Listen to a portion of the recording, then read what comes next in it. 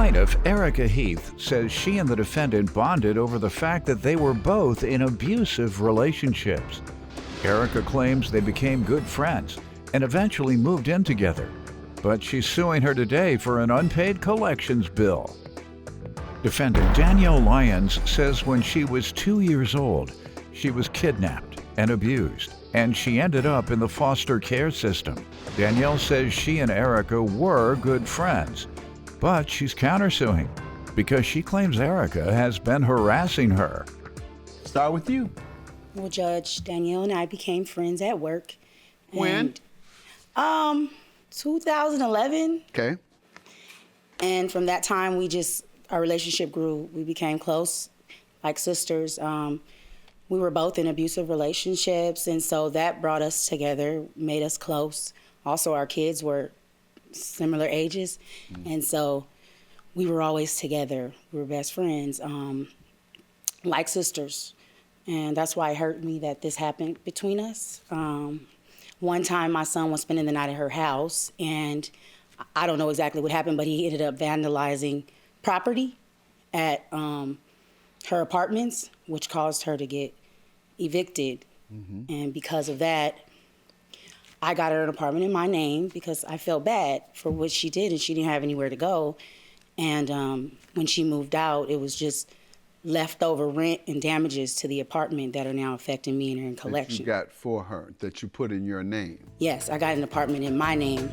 My son was spending the night at her house, and I don't know exactly what happened, but he ended up vandalizing property, which caused her to get evicted.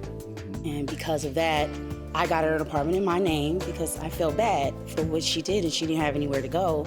Plaintiff Erica Heath is suing her former friend, who claims when she was 2 years old, she was kidnapped and abused by a friend of her father's. All right, let me hear from you, ma'am, before I go back. Absolutely. Like Erica said, we were friends for like 10 years, very close.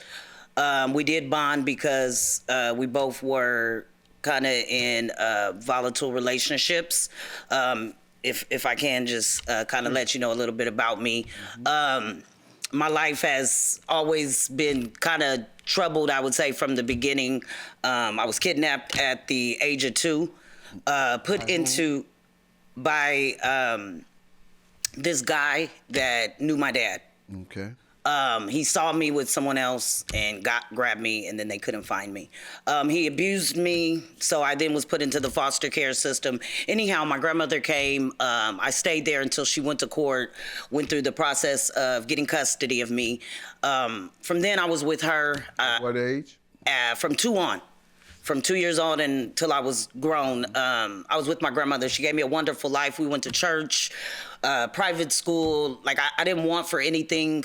She really nurtured me to become okay through all the trauma I went through. Anyhow, I do believe, though, that trauma did cause me to later on in life deal with a very toxic relationship, stay in a very toxic relationship as far as being physically abused, mentally abused, emotionally abused. He would pimp women, and I would just have to be okay with it, even though internally I wasn't. So that did kind of help us bond. Erica was there for me. She would listen to me cry, talk, try to counsel me, but I just recently actually got out of my relationship. She's been out of hers, like, right after we met. What was life like after you left your abusive relationship? My life began to go up. I graduated from the University of Las Vegas, Nevada, with a degree and a minor. I have been happier. Depression has been less. But like we were saying here, we bonded. We did bond because of that. Did you get a profession in particular? I know you say you went and graduated college. What profession? Yes. I have a degree in criminal justice, and I have a minor in psychology. Good. Excellent. All right. And that's a good way to address the trauma that you've been through in all the areas, both the crime committed against you by the guy you were with, and then the things that you experienced as a baby. So criminal justice to get the crooks, psychology to get past the trauma. So You went to the right areas, and that's what I always suggest people who have had extreme obstacles. Go into those areas so that you can help people who are trying to survive as you have. That's always my suggestion. Absolutely, absolutely. And Erica did. We remained friends and everything through all of this until she did bring her son over. I was working at home. She said, could he stay? I did tell her I'm not going to be able to watch him. And she knows that he's very active and does stuff that he's not supposed to do, so he needs to be monitored. In the meantime, between me working, next thing I know, they're knocking at the door because of the vandalism, the spray paint, the cuss words on the cars, all of that. So they're like, you got to go.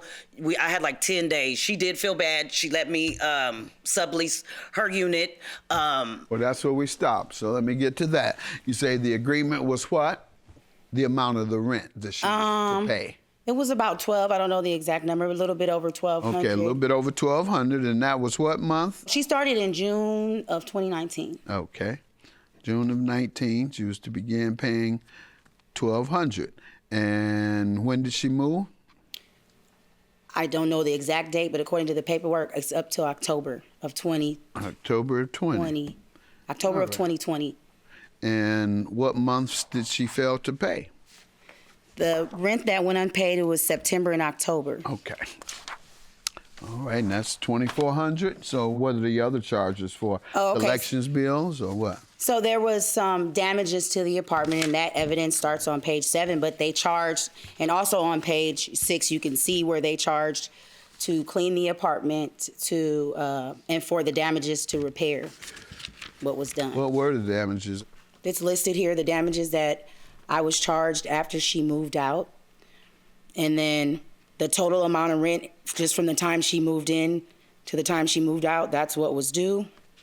There's also on this same page the total amount of utilities and other charges that were included, along with the collection fee.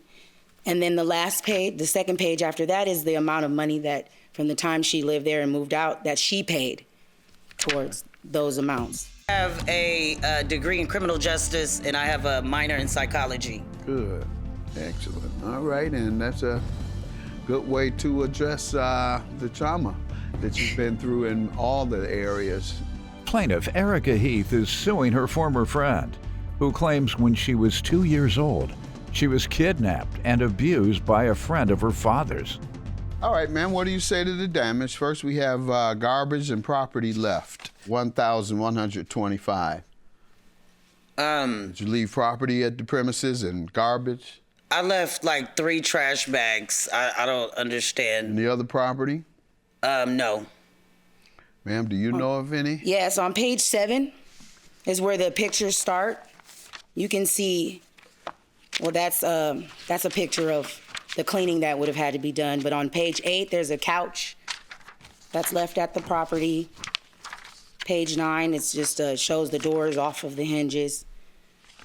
As far as other property, if you go to page 11, that looks like a frame. What about the rent, ma'am? Do you owe for the rent? I only didn't pay the last month, and that was because... What did you say?